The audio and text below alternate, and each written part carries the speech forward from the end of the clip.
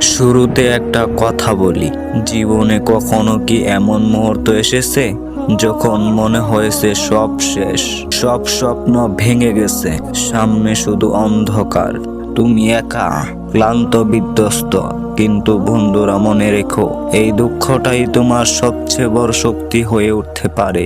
সূর্য অন্ধকার থেকে উঠেছে, একজন মানুষ ধীরে ধীরে উঠে দাঁড়াচ্ছে। আর হ্যাঁ, জীবনে আমরা সবাই কষ্ট পাই, ব্যর্থতা, হার, অবহেলা, একাকিত্ব, এসব আমাদের ভেতরটা পোড়ায়। কিন্তু একবার ভাবো, এই কষ্টগুলো যদি তোমাকে আরো শক্তিশালী করে, এই ব্যথা যদি তোমার জ্বালানি হয়, তোমার চলার শক্তি হয়। সবচেয়ে সফল মানুষগুলো জীবনে বারবার ব্যর্থ হয়েছে, তারা পড়েছে, ভেঙেছে, কিন্তু থামেনি। কেন? কারণ তারা জানতো দুঃখ মানে শেষ নয়, দুঃখ মানে নতুন শুরু।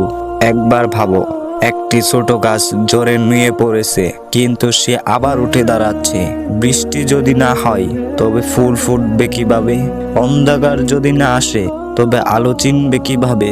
এখন তুমি কষ্টে আছো, কিন্তু এটা তোমার গল্পের শেষ নয়।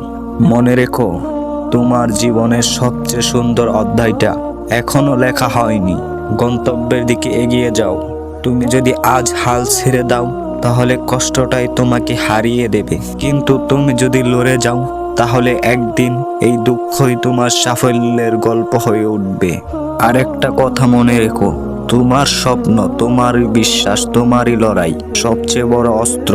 আজ যদি চোখে জল থাকে, কাল তোমার হাসির কারণ হবে।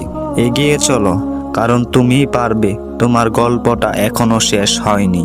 হ্যাঁ, তুমি একা নও, তোমার দুঃখ তোমাকে শক্তি দিবে।